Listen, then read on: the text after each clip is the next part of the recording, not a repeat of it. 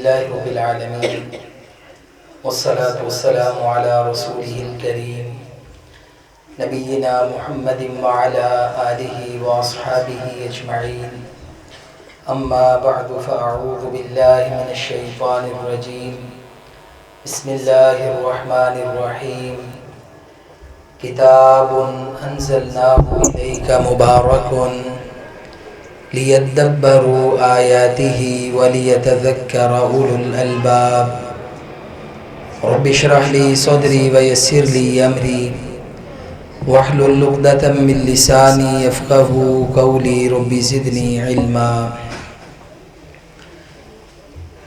حضرات گرامی، معززات ماؤں بہنوں، اللہ تعالیٰ کے فضل و کرم سے رمضان المبارک کی ساعات اور اس کے لمحات ایام معدودات، گنتی کے چند دن بڑی تیزی کے ساتھ ہم سے جدا ہو کر ایک سوچ اور فکر میں مبتلا کر کے جا رہے ہیں کہ رمضان المبارک کا جو ٹارگٹ اور جو ہدف اللہ تعالیٰ نے مقرر اور متعین فرمایا ہے، کیا ہم اس کو حاصل کرنے میں کامیاب ہوئے یا ابھی تک ہم نامراد ٹھہرے ہیں۔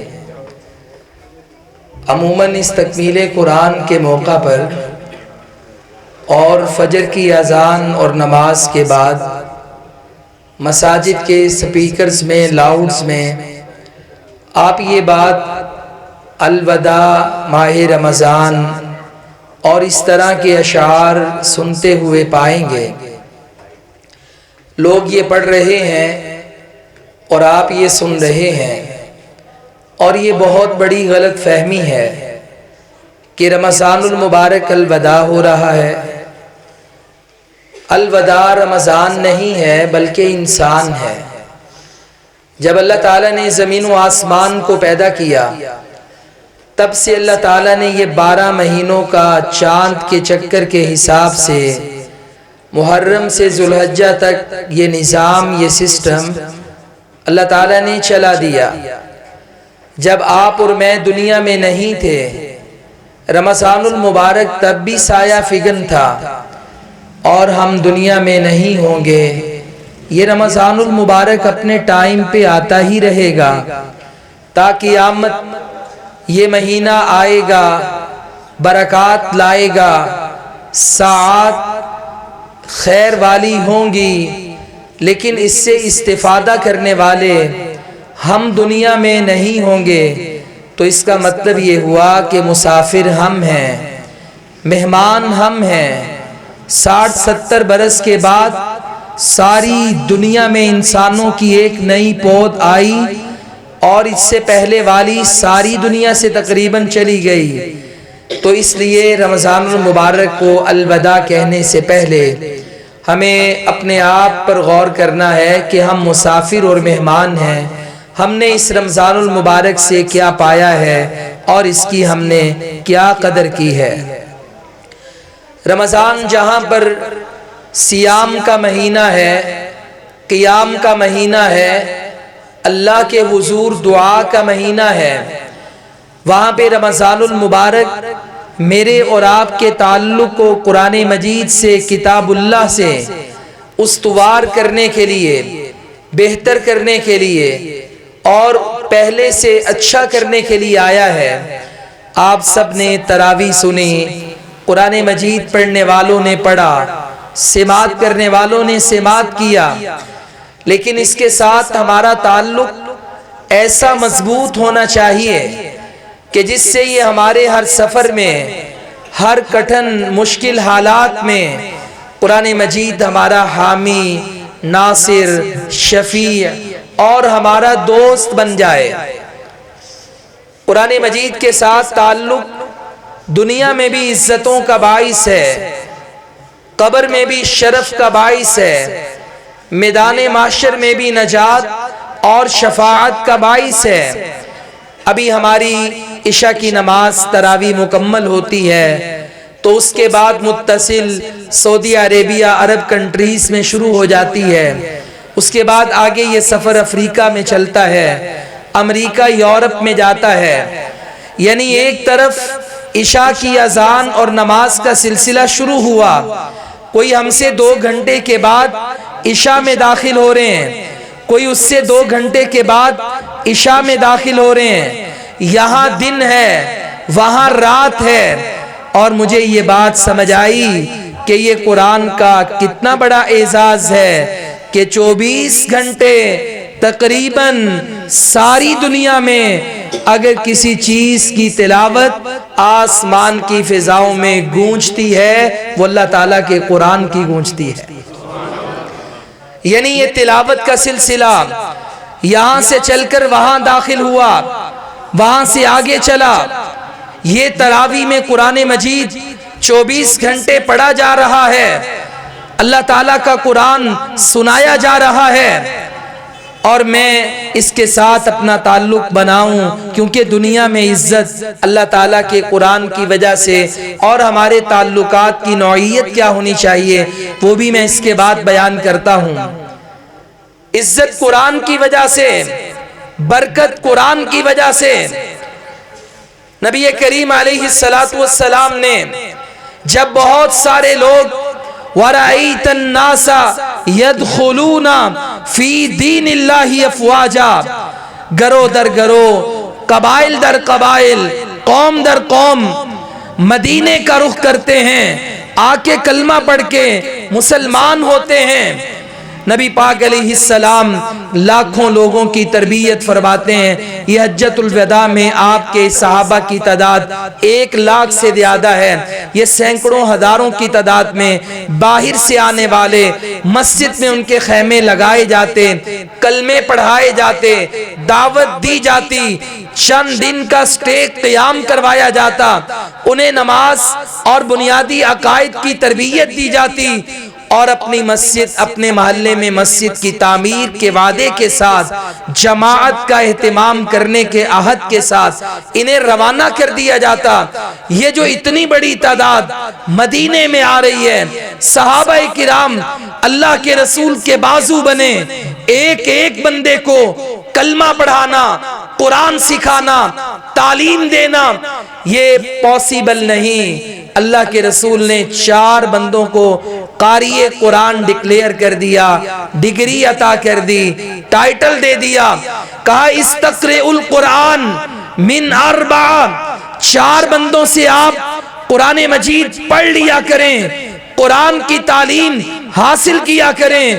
ان میں ایک معاذ بن جبل ہیں، ایک ابی بن کعب ہیں، تیسرے عبداللہ بن مسعود ہیں، اور چوتھے کا نام سالم ہے، مولا ابی حذیفہ، جناب ابو حذیفہ کے غلام ہیں. 4 بندوں کے نام نبی پاک علیہ السلام قاری قرآن میں درج کروا کر ڈگری ٹائٹل عطا کرتے ہیں اور اپنے صحابہ سے کہتے ہیں ان سے قرآن پڑھا کرو. میں نے جب دیکھا معاذ بن جبل کو، ہوا اعلم بالحلال والحرام، میرے نبی نے انہیں ٹائٹل دیا، یہ میرے صحابہ میں، میری امت میں سب سے زیادہ حلال و حرام کا علم رکھنے والے، قیامت والے دن علماء جن کی قیادت سیادت میں جنت میں جائیں گے، معاذ بن جبل. میں نے دیکھا ابن مسعود، عظمت آپ کی بھی بڑی ہے. میں نے دیکھا ابی بن کعب، اللہ کے رسول نے آپ کو اقرأکم لکتاب اللہ ابی بن کعب کا ٹائٹل دے دیا. میری امت کا سب سے بڑا قاری قرآن جس کا اللہ بھی آسمانوں پہ نام لے اسے ابی بن کعب کہتے ہیں. یہ تو 3 صحابہ ہیں، اور بھی فضائل ہیں، جلیل القدر ہیں، لیکن یہ سالم کون ہے؟ جب میں نے ان کا تعارف پڑھا میں حیران رہ گیا. یہ ابو حذیفہ کے غلام تھے، مکہ میں رہتے تھے، ان کے ساتھ ہجرت کر کے مدینہ میں آئے، غزوات میں شریک ہوئے. سٹیٹس کیا ہے؟ ہاشمی نہیں ہے. سٹیٹس کیا ہے؟ انصار کے بڑے قبائل سے نہیں ہیں، سردار نہیں ہیں، کسی عرب کے بڑے خاندان سے نہیں ہیں، بہت بڑے تاجر نہیں ہیں، سٹیٹس کیا ہے، دنیا میں کوئی بڑا رتبہ نہیں، مگر اللہ کے رسول فرماتے ہیں سالم مولا ابی حذیفہ۔ تعارف کیا ہے؟ یہ سالم ابو حذیفہ کے غلام ہیں، غلام جنہیں خرید کر لائے، اپنے گھر میں اہتمام سے لائے، ابو حذیفہ کے غلام جن کا نام سالم۔ جب اللہ کے قرآن کی باری آئی، اس نے غلامی کو نہ دیکھا، اس نے کاسٹ ذات نہ پوچھی، اس نے رنگ نسل کا سوال نہ کیا۔ قرآن سے تعلق کی وجہ سے میرے نبی نے 4 بڑے قرہ کرام میں جناب سالم کا نام بھی شامل کر دیا۔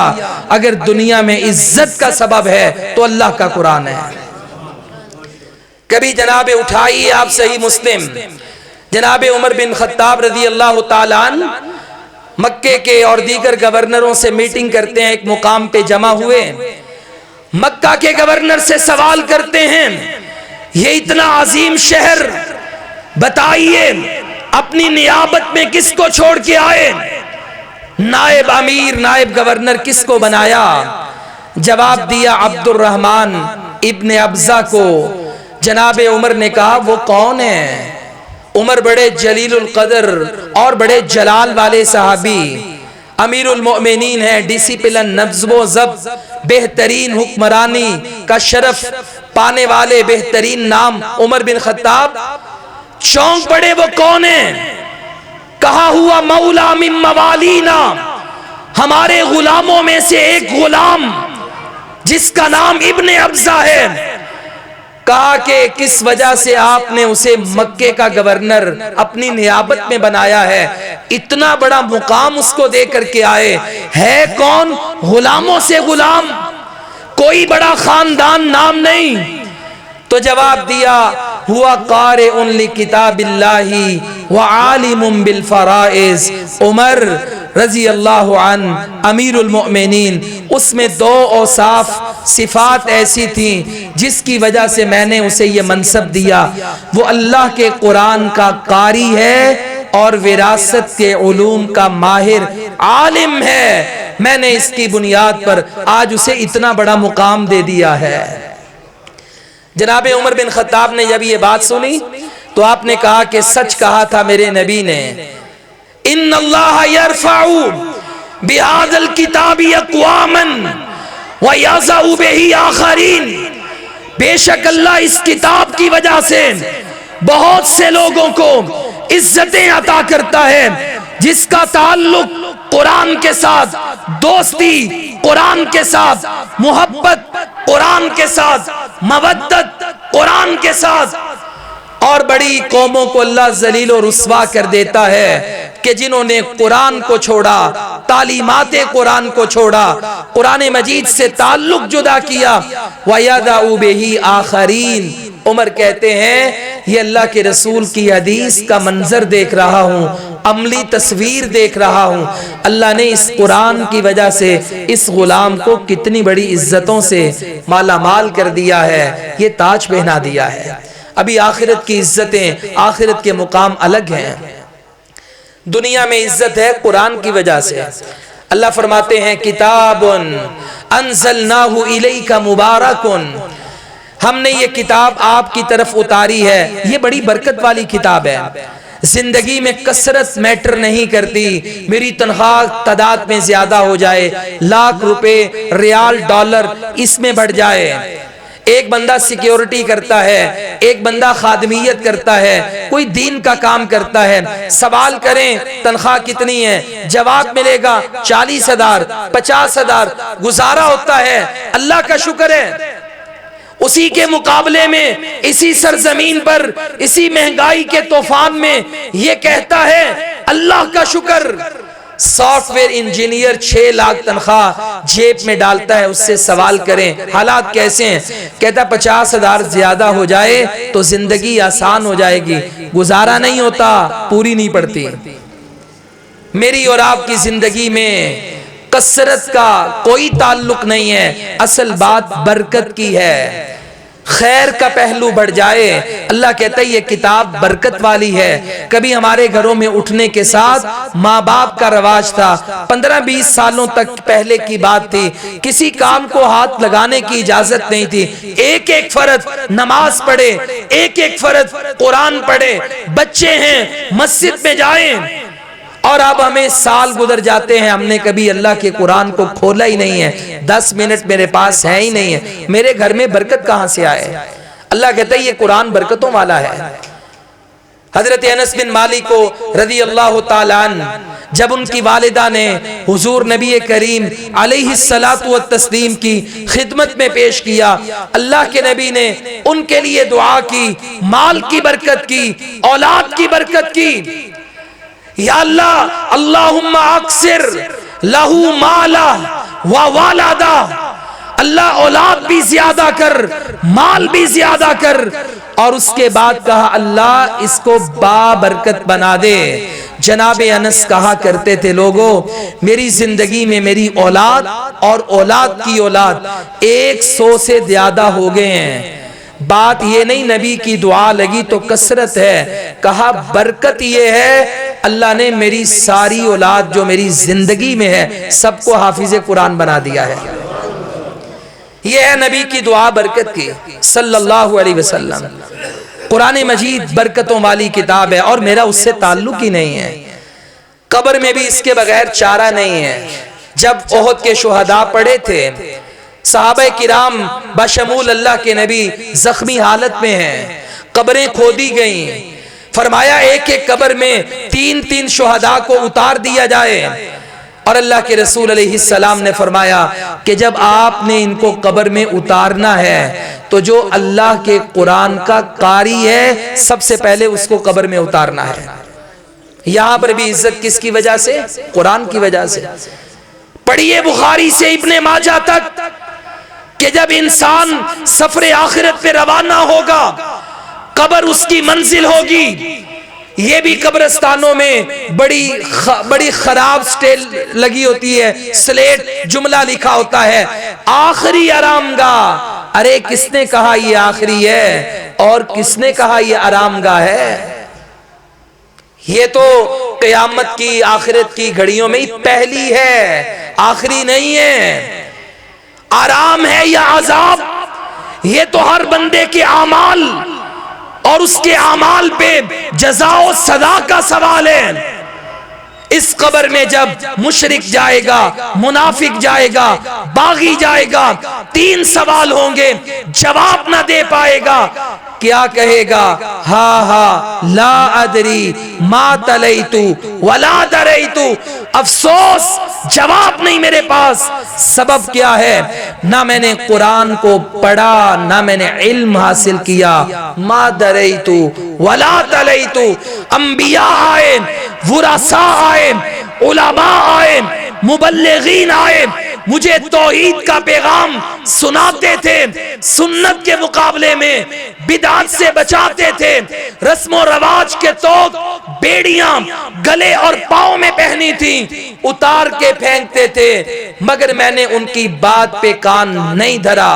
نہ میں نے قرآن پڑھا، نہ میں نے علم حاصل کیا، نہ میں قرآن سے جڑا، اللہ کی کتاب و پیغام سے۔ آج قبر کے سوال کے جواب دینے سے قاصر ہے، ندامت ہے۔ کس وجہ سے؟ قرآن مجید سے تعلق نہ ہونے کی وجہ سے۔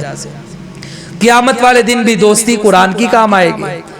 یہاں پہ ایس ایچ او تبدیل ہو گیا، ہمارے چودھری سہیل صاحب حکیم عثمان صاحب سے کہتے ہیں آپ ماشاءاللہ ادارے پہ خرچ کرتے ہیں اور بھی خیر کے کام کرتے ہیں، کوئی میری بھی دعوت یاسر بروز پہ ارینج کروا دیں۔ وہ پوچھتے ہیں سبب کیا ہے؟ کہتے ہیں ایس ایچ او تبدیل ہو گیا ہے، ڈی ایس پی صاحب نئے آگے ہیں، کام پڑتا رہتا ہے، سیاست کا یہ رواج ہے، تعلق بنا کے رہنا ہے، خرچ کرنا ہے، محبت پیار بانٹنا ہے۔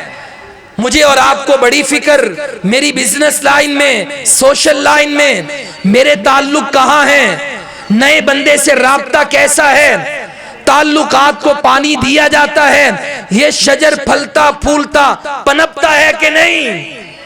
لیکن یہ یاریاں دوستیاں راستے میں ادھوری رہیں گی. کسی کو پتا چلے میرے حالات بندے ہیں، میرا دوست میرا نمبر بھی بلاک کر دے گا، نظریں بھی نہیں ملائے گا، دور سے صرف نظر کر جائے گا، کہیں پیسے نہ ادھار مانگے.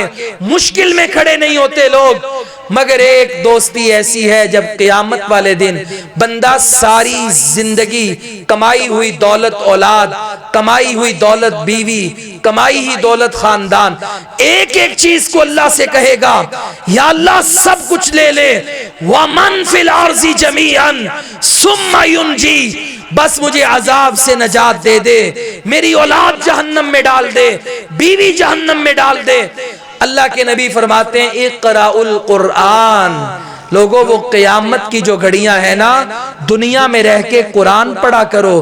فَإِنَّهُ يَأْتِي شفیعا لأصحابی یوم القیامہ، قیامت والے دن یہ آئے گا اور اپنے پڑھنے والے کی سفارش کرے گا، دوستی نبھائے گا، اور اس کی طاقت پاور رب کی طرف سے عطا کردہ اتنی ہوگی، یہ جس کی بھی شفاعت کرے گا اللہ تعالیٰ اس کی شفاعت کو رد نہیں کرے گا بلکہ معاف کر کے جنت کا وارث بنا دے گا. اب میں نے سوچنا ہے میں نے اپنے اس دوست کو کتنا ٹائم دیا، میں نے اس کے ساتھ تعلق، قیامت والے دن کام تو اس نے آنا ہے.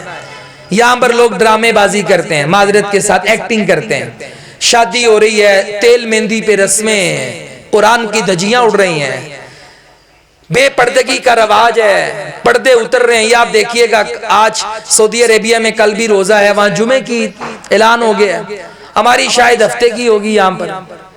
اور آپ دیکھیں گے رات ختم ہوگی، یہ مسجدوں میں بیٹھنے والے، قرآن سننے والے، اللہ ماشاء اللہ جن پہ اللہ رحم فرما دے، باقی سارے میوزک کی دھن پہ ناچ رہے ہوں گے، گھروں میں میوزک بج رہا ہوگا. انہی کی مائیں بہنیں بیٹیاں یہی قرآن وغیرہ پڑھنے والی، یہی میک اپ کر کے بن سور کر دھجیاں اڑا کر عید والے دن سارا رمضان کا تقوی کا لباس اتار پھینکیں گی. الحاج سے میں پوچھوں گا یہ شادی کا موقع ہے، آپ تو بارش داڑھی والے تہجد گزاریں، کیا بنا؟ جواب دے گا اولاد کے آگے بے بس. یعنی جس قرآن کی میں نے خوشیوں کے موقع پر دھجیاں اڑا دی، کوئی رہنمائی نہ لی. اور میں اس کے ساتھ ایکٹنگ اور ڈرامہ کیا کرتا ہوں کہ اچانک شور پڑتا ہے، وہ قرآن کدھر ہے؟ وہ گولڈن سے غلاف میں کور میں لپٹا ہوا بیٹی کو رخصت کیا جا رہا ہے، باپ یا بھائی سر پہ قرآن کا سایہ کر رہا ہے، کہتا مووی اچھی سے بنانا. کوئی مسجد کا قرآن اٹھا کے نہیں لائے، میں نے 10,000 روپے کا یہ کور لیا ہے گولڈن کلر کا، تاکہ پتا چلے یہ قرآن کے سائے میں میری بہن یا بیٹی کی رخصتی ہو رہی ہے. اللہ کے بندو ڈرامے بازیاں نہ کیا کرو، اس ایکٹنگ کا کوئی فائدہ نہیں. قرآن کی دھجیاں اڑا کر، احکامات کو چھوڑ کر، پسے پشت ڈال کر، ایک طرف قرآن ایک طرف میری خواہش مقدم، اولاد کی تمنا مقدم، بیوی کی فرمائش پہلے، قرآن اور نبی کی بات اور ذات کو میں مؤخر کر کے اور بعد میں سائے کرتا ہوں. تکلف کی ضرورت نہیں، معذرت کے ساتھ تو اس قرآن پہ عمل کر، اولاد کو قرآن کی تربیت دے، تعلیم دے. قیامت کا دن ہوگا تجھے تکلف کی ضرورت بھی نہیں پڑے گی. آل بقرہ اور آل عمران تیرے سر پہ سائبان بن کے آ جائیں گے، تجھے قیامت کی سختیوں سے بچائیں گے. یہ ظاہری ایکٹنگ سے نہیں ہوگا، یہ قرآن مجید کے ساتھ پڑھ کر عمل کا رشتہ مضبوط کر کے اس کے بعد تجھے یہ قرآن فائدہ دے گا.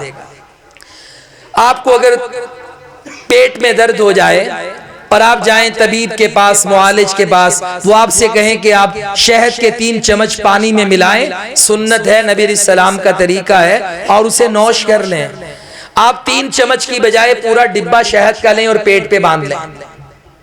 ڈسپرین کی گولی پورا ڈبہ لے کر کھانے کی بجائے سر پہ پٹی باندھ لیں، اور 2 دن کے بعد کہیں کہ جناب میری درد میں افاقہ تو نہیں ہوا، تو آپ کو ڈاکٹرز کہیں گے اللہ کے بندے یہ گولی کھائے گا، تیرے جسم کا حصہ بنے گی، پھر جا کر ری ایکٹ کرے گی.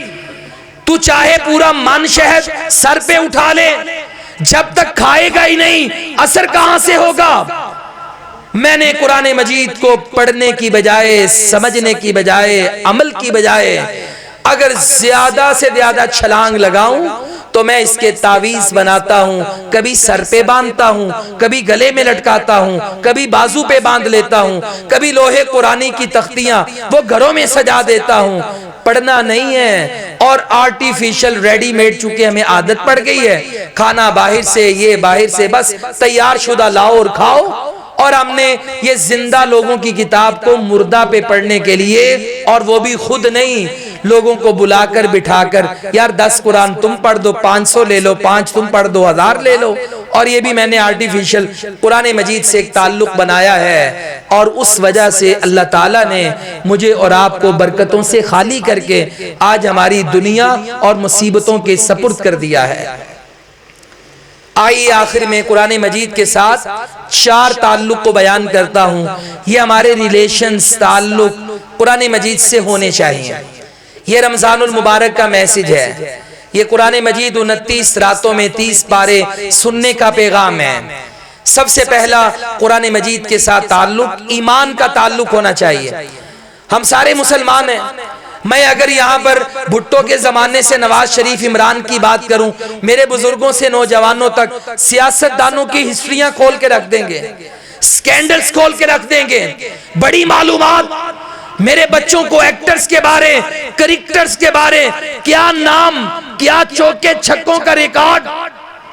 لیکن اگر ان مسلمانوں سے میں کہوں کہ اللہ کے قرآن کے بارے میں قرآن کی 2 آیتیں پڑھ کر مجھے تعارف تو کروا دو، تو یہ زبانیں خاموش ہیں۔ یعنی قرآن جو اپنا تعارف کرواتا ہے، قرآن جو رب رحمان کا تعارف کرواتا ہے، آج اللہ کے بارے میں بھی ہمارے پاس نہ تو دلائل ہیں، نہ مسلمان ہونے کی حیثیت میں ہمارے پاس قرآن مجید کی کوئی آیتیں کہ جس سے ہم اس کا مقام، اس کا تعارف ثابت کر سکیں۔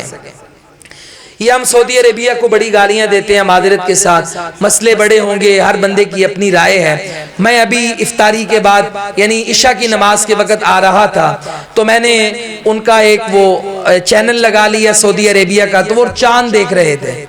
آپ یقین کریں وہ جو اینکر تھا نا، وہ 20 منٹ میں 7 لوگوں کو گائیڈ کرتا، 20 حدیثیں پڑھ گیا راویوں کے ساتھ، چیڑے پہ داڑھی دوڑی کوئی نہیں ہے، اینکر ہے، 20 حدیثیں پڑھ گیا۔ سومو لرؤیتکم وافطروا لرؤیتکم، اپنی چاند کی رؤیت کے مطابق، کما قال النبی صلی اللہ علیہ وسلم، کما قال النبی صلی اللہ علیہ وسلم۔ یہ تو وہاں کا ماحول ہے نا، لیکن ہمارے یہاں پر دیندار لوگوں کو بھی اللہ کے بارے میں، کتاب اللہ کے بارے میں دلائل ہی نہیں آتے۔ قرآن مجید پر ایمان، یہ اللہ کی کتاب ہے، نبی علیہ السلام کے قلب اطہر پہ نازل ہوئی، جناب جبرائیل کے ذریعے آئی، فرشتوں کے کڑے پہرے اللہ نے آسمان دنیا سے زمین تک لگا دیے۔ ایک رات میں انا انزلناہ فی لیلۃ القدر، میرے رب نے پورے کا پورا قرآن رمضان کے مہینے میں قدر کی رات میں سارا قرآن اللہ نے آسمان دنیا پہ نازل کیا، اور پھر بتدریج آہستہ آہستہ جتنی ضرورت تھی جبرائیل کو دے کر 23 سالوں میں اس زمین پہ اتارا۔ اور میرا ایمان ہے کہ اس قرآن کی 1500 سال گزر گیا ہے، نہ اس کی کوالٹی میں فرق آیا ہے، نہ کوانٹیٹی میں فرق آیا ہے۔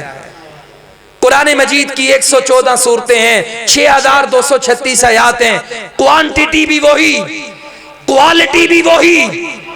اگر اللہ تعالیٰ کہتے ہیں اس قرآن کو پہاڑ پہ نازل کرتے، لَرَأَيْتَهُ خَاشِعًا مُتَصَدِّعًا مِّن خَشْيَةِ اللَّهِ، اور یہ اتنے بڑے سنگریز پہاڑ جنہیں سارے بندے مل کر زور لگائیں، یہ اپنی جگہ سے بال برابر سرک نہیں سکتے۔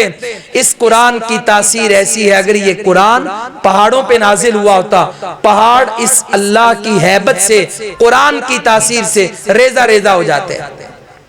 تاثیر آج اس کی وہی ہے۔ جناب صدیق اکبر رضی اللہ تعالیٰ عنہ نے، اور حرم پہ جانے پہ پابندی ہے، مشرکین مکہ نے داخلہ بند کی ہے، اپنے گھر کے صحن میں اللہ کا قرآن پڑھ رہے ہیں، اور قرآن پڑھتے پڑھتے مشرکین مکہ کے بچے باہر قرآن سنتے ہیں اور رو پڑھتے ہیں۔ مکے والوں کو فکر لاحق ہو گئی کہ یہ ہمارے بچے، ان کے دلوں پہ قرآن اثر کرتا ہے، لہذا انہوں نے فیصلہ کیا کہ صدیق کے گھر میں بلند آواز سے قرآن پڑھنے پہ پابندی لگا دی جائے، وگرنہ یہ قرآن ہمارے نوجوانوں اور بچوں کی زندگی بدل دے گا۔ آج بھی قرآن بدلنے کی کتاب ہے، تاثیر کی کتاب ہے، لیکن اس قرآن مجید سے ہمارا وہ ایمانی روحانی تعلق ہی نہیں ہے۔ قرآن مجید کے بارے میں ہمارا عقیدہ ہے کہ آج تک اس کا چور جب بھی اس نے وار کیا ہے وہ چھپا نہیں رہا، اس کی حفاظت اللہ نے فرمائی ہے۔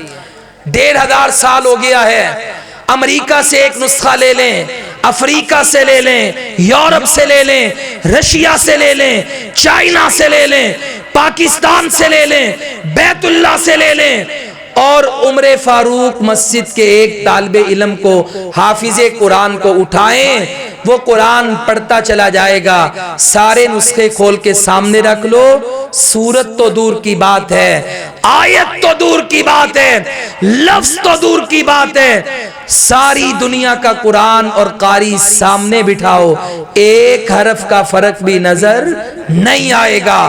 1500 سال گزر گیا ہے، یہ ہمارا ایمان ہے، اس کی حفاظت کی ذمہ داری اللہ نے اٹھائی اور حفاظت کر کے دکھائی۔ عمر بن عبدالعزیز رحمہ اللہ، جنہیں عمر ثانی کہتے ہیں، 2.5-3 برس کا زمانہ تھا ان کا، 99 سے 102 ہجری تک، اور یہ ان کے پاس، ان کے دربار میں ایک یہودی آیا، عالم، ڈیبیٹر تھا، مناظرے کرتا تھا، مسلمان ہوا پڑا ہے۔ حیرت سے پوچھا تو مسلمان ہو گیا؟ جواب دیا میں مسلمان ہوا۔ کہا تو مناظرے کرتا تھا، قرآن مجید کو غلط ثابت کرتا تھا، یہ چینجیبل ہے، اس میں تبدیلی ہو سکتی ہے، تجھے کیا ہوا؟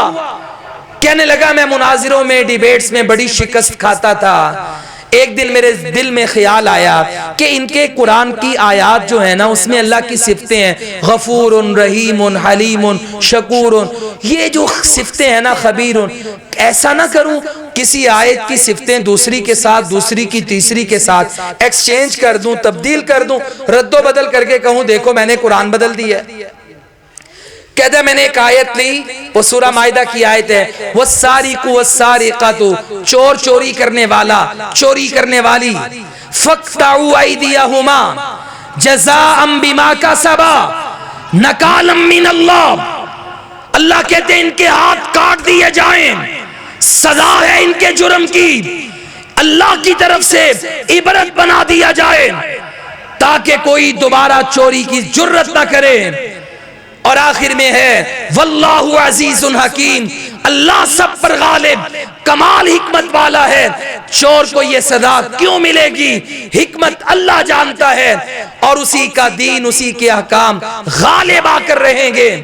کہتا ہے میں نے اس کو کاٹ کر لکھ دیا واللہ غفور الرحیم، اور میں باہر چل پڑا۔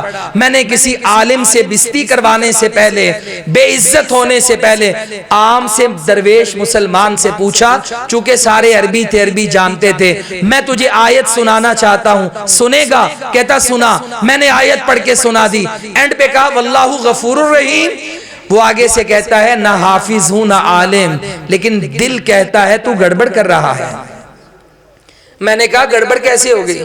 کہتا ہے جہاں بھی قرآن میں حدود اللہ کی بات ہوتی ہے نا، وہاں مغفرت رحمت کی بات نہیں ہوتی، وہاں پہ غلبے کی بات ہوتی ہے۔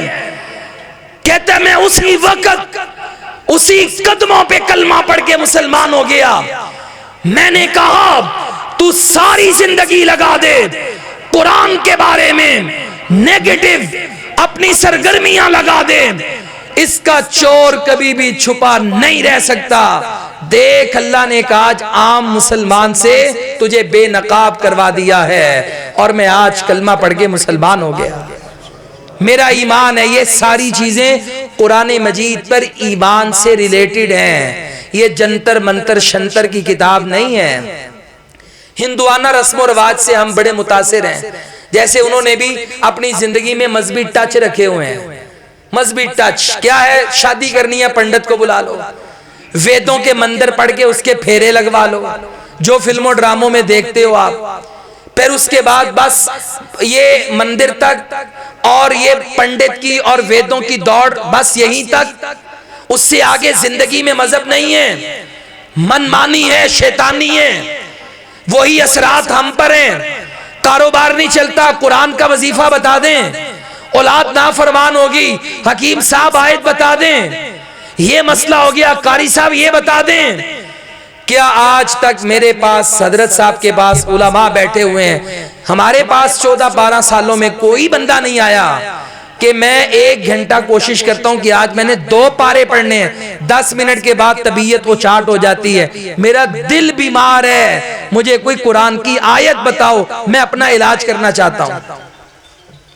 میں نے قرآن کو صرف ایک وہی کنسپٹ کہ اگر میں نے اس کی آیت پڑھی، تعویذ لیا، وظیفہ کیا، اس سے آگے بڑھ کر عمل کی دنیا میں، سمجھنے کی دنیا میں، تفہیم کی دنیا میں، قرآن کو ریگولر تلاوت کی دنیا میں آگے نہیں بڑھا۔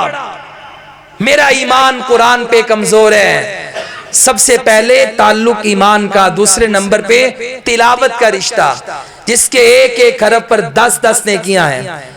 کیا یہ قرآن اللہ کی کتاب نہیں؟ بولو، اللہ تعالیٰ بھی وہی ہے، زمین بھی وہی ہے، امتی بھی اس نبی کے ماننے والے ہیں، کلمہ بھی وہی ہے، کتاب بھی وہی ہے، لیکن آج قرآن پڑھنے سے آسمانوں سے فرشتے کیوں نہیں آتے؟ کہ جب نبی کے ایک صحابی اسید بن حضیر تہجد کے ٹائم اللہ کی کتاب کھول کر بیٹھے قرآن پڑھ رہے تھے یا زبانی یاد تھا تلاوت کر رہے تھے، تو اچانک کیا دیکھتے ہیں، میرا پاس بندھا ہوا گھوڑا شرارت میں آتا ہے، بدکتا ہے، اچھلتا ہے، فوراً تلاوت روکتے ہیں، گھوڑا سٹے کرتا ہے اور آسمان کی طرف دیکھتے ہیں، بادل نما چیز، اس میں چراغ ہیں چمکتے ٹمٹماتے، زمین کے قریب آ رہے ہیں، جیسے تلاوت روکی گھوڑا ٹھہرا اور یہ آسمان کی طرف بادل پلٹتا ہے۔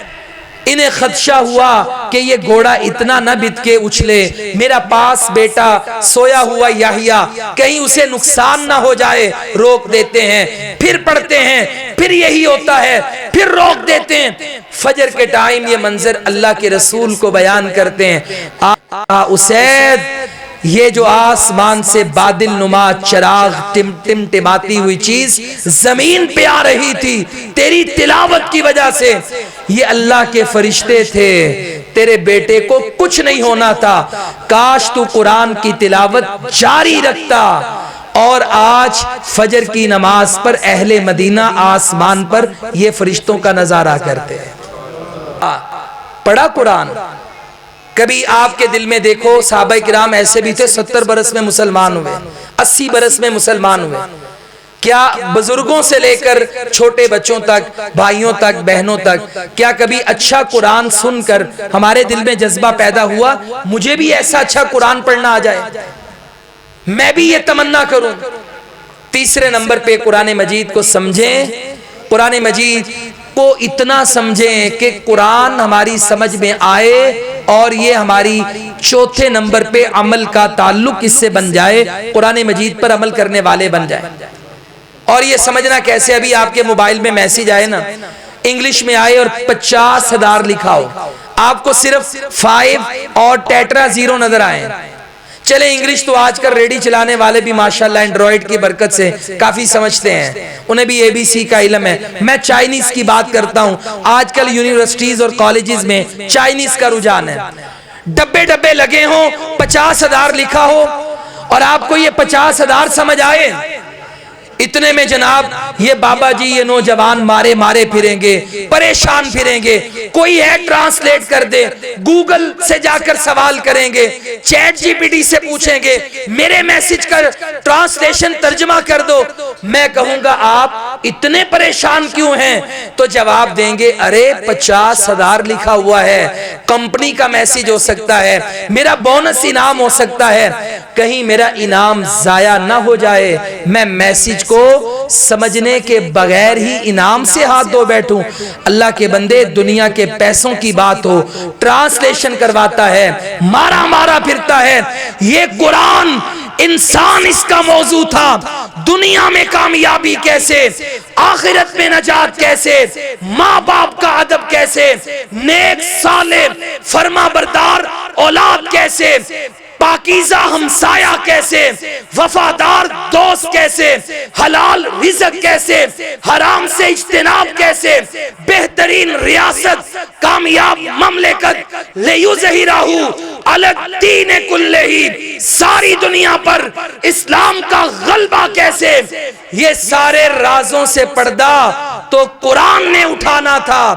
میں آج تک اللہ کا جو میسج میسنجر ہولی پروفٹ محمد الرسول اللہ صلی اللہ علیہ وسلم کے ذریعے آیا تھا, میں آج تک 2 آیتیں سیکھنے کے لیے مسجد میں امام اور قاری صاحب کے پاس اہتمام سے بیٹھا ہی نہیں. زندگی گزر گئی ہے, میں نے کبھی قرآن مجید کو پڑھا ہی نہیں, ایک بار بھی ترجمے کے ساتھ قرآن مجید کو مکمل نہیں کیا. یہ ہمارے محلے میں نا ایک دن سفید داڑھی والے بابا جی تھے, ہماری گلی میں فجر کی نماز کے بعد, اتوار کا دن تھا, اونچی اونچی اپنے بچوں کو گالیاں دے رہے تھے. میں بڑا حیران ہوا, میں نے کہا فجر کے بعد شاید ان کی غیرت جاگ گئی ہے کہ بچے مسجد میں نہیں گئے, اچھی بات ہے. ماں باپ کو اس حوالے سے بڑا غیرت مند فکر مند ہونا چاہیے. قیامت والے دن ماں باپ جنت میں چلے جائیں, اولاد ان کی جہنم میں چلی جائے, اس سے بڑی بد نصیبی کی کیا بات ہو سکتی ہے. میں نے کہا فکر مند ہوں گے, لیکن جب میں نے کان لگا کر سنا تو وہ اپنے بچوں کو گالیاں اس وجہ سے نہیں دے رہے تھے کہ تم نماز پڑھنے نہیں گئے, کہہ رہے تھے تمہارے دوست باہر پارک میں کھڑے ہیں کرکٹ کھیلنے کے لیے, ظالموں ابھی تک سوئے ہوئے. اولاد کرکٹ کھیلنے نہ جائے تو لڑائی, میرے بچے اکیڈمی میں نہ جائیں, رات کو خاوند کی بیوی سے لڑائی, بچوں کی پٹائی. میرے بچوں نے قرآن پڑھا کہ نہیں, میٹرک میں آگے, اے لیول میں آگے, بیچلر کر لیا, پی ایچ ڈی کر لی, آڑا تیڑا منہ کر کے انگلش کے جملے بولتے ہیں, فخر سے جھومتے ہیں, لیکن ان بد نصیبوں کو قرآن نہیں آتا. اتنی لاپرواہی, گھر میں ایک بار بھی ہم نے اپنے بچوں سے اس کے بارے میں سوال بھی نہیں کیا. ایک زمانہ تھا 20 سال پہلے 2 ٹائم مسجد میں ناظرے کی کلاس تھی. یقین کریں آج دل باغ باغ ہو گیا الحمدللہ. حکیم صاحب کو اللہ تعالیٰ جزائے خیر دے اور ان کے والدین کے لیے اس ادارے کو صدقہ جاریہ بنا دے, اور ان کے لیے بھی. ہم بھی ان کے ساتھ آئے تھے, 2017-18 کی بات تھی, اور انہوں نے مسجد کو ٹیک اوور کیا. سب سے بڑا جو ان کو سلام ہے کہ الحمدللہ علم دوست آدمی ہیں, اور اہل علم علماء اور ہم جیسے طالب علموں سے محبت کرتے ہیں, شفقت بھرا ہاتھ رکھتے ہیں. تو آج اللہ تعالیٰ نے اس چھوٹی سی مسجد کو ایجوکیشن کمپلیکس میں بدل دیا, اور یہ ماشاءاللہ اساتذہ محنت کر رہے ہیں. یہی چراغ جلیں گے تو روشنی ہوگی. اور یہ قرآن مجید فکر کیا ہے, لوگوں میں قرآن عام کر دیا جائے. اچھا لوگ سکولوں میں میٹرک کے لیے جاتے ہیں, لو میٹرک ادھر شروع کر لو. دین کی فیکلٹی سستی, انگلش فزکس کیمسٹری پڑھانے والا استاد مہنگا, کوئی بات نہیں, یہ بھی بجٹ مسجد میں ادا کریں گے. یعنی اس جذبے کے ساتھ یہ ادارے کے سارے بچے ماشاءاللہ جمع ہونا شروع ہو گئے ہیں. انشاءاللہ یہ مسجد بھی بڑی ہوگی, ادارہ بھی بڑا ہوگا, اللہ تعالیٰ اس کو قیامت تک آباد بھی رکھے گا.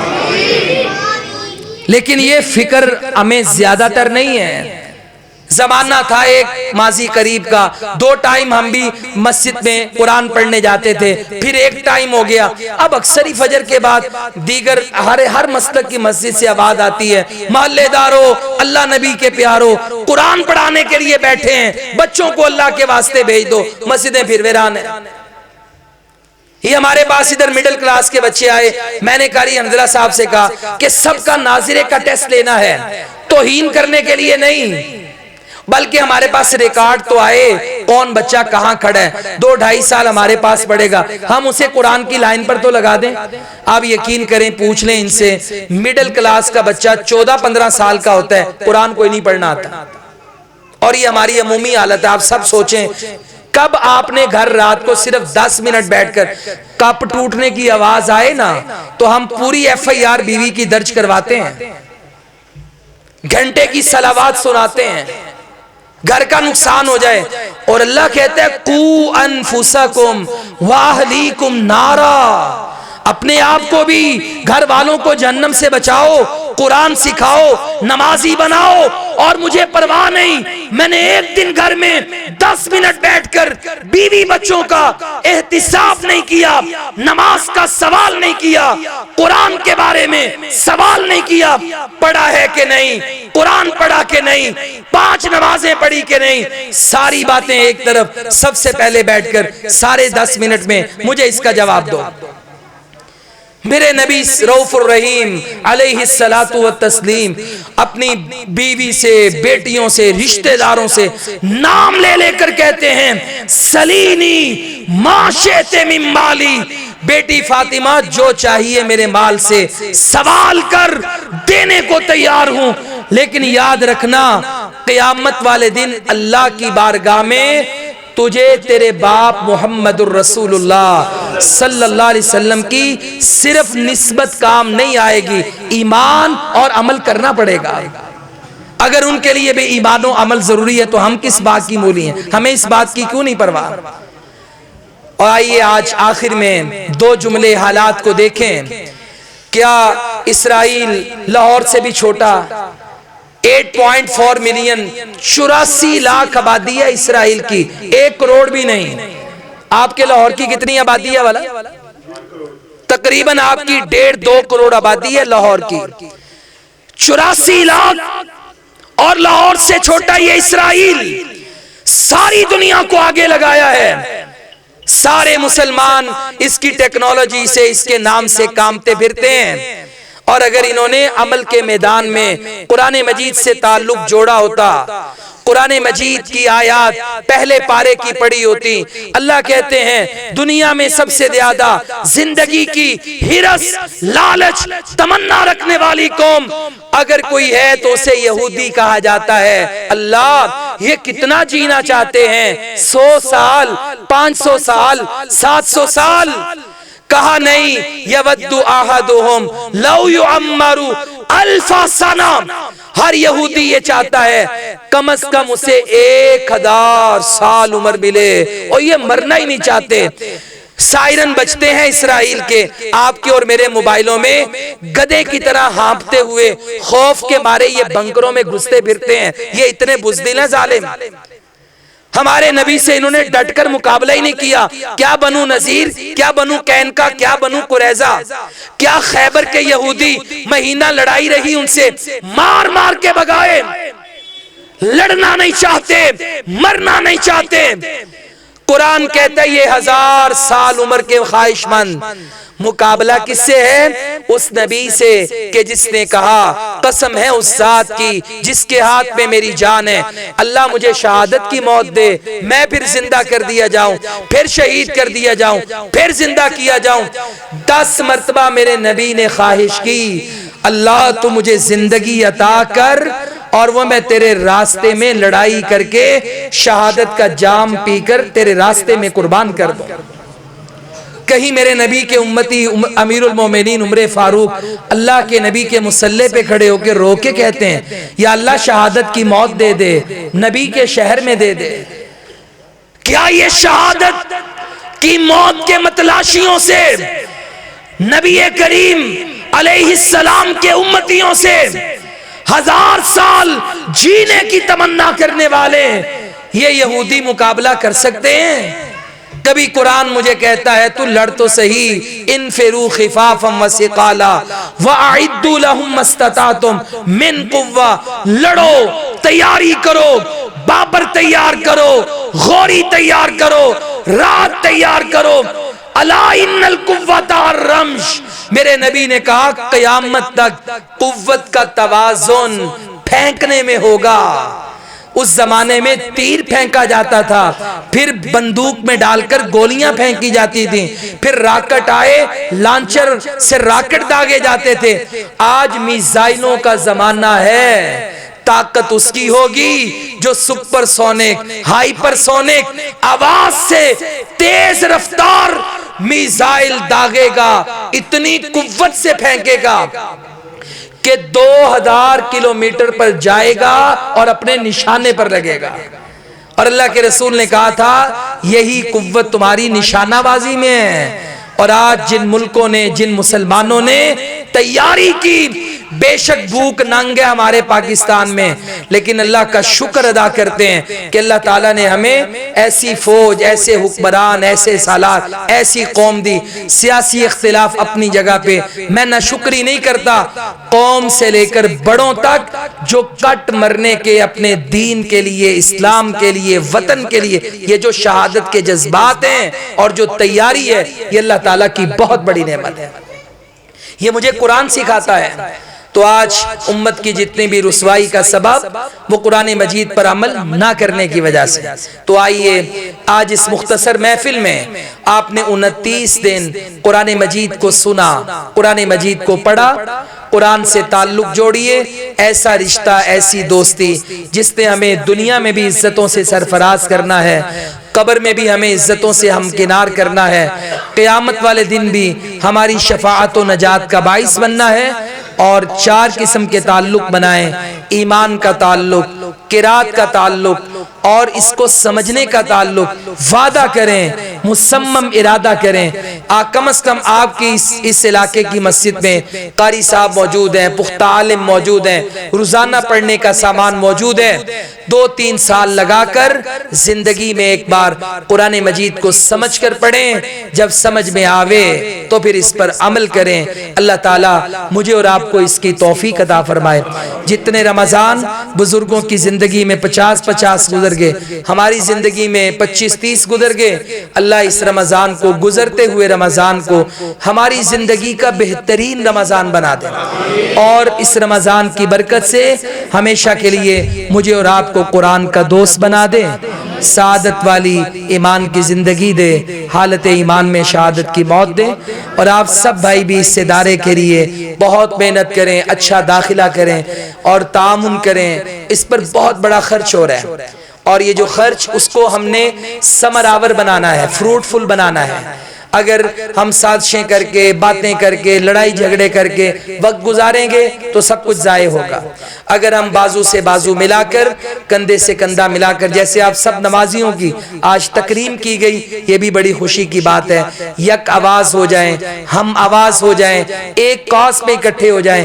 ان گلیوں محلوں میں چکر لگا لگا کر یہ جتنے بچے بیچارے تعلیم سے دور ہیں، ایک ایک گھر کا دروازہ کھٹکھٹائیے اور یہ ہیرے لے کر آئیں.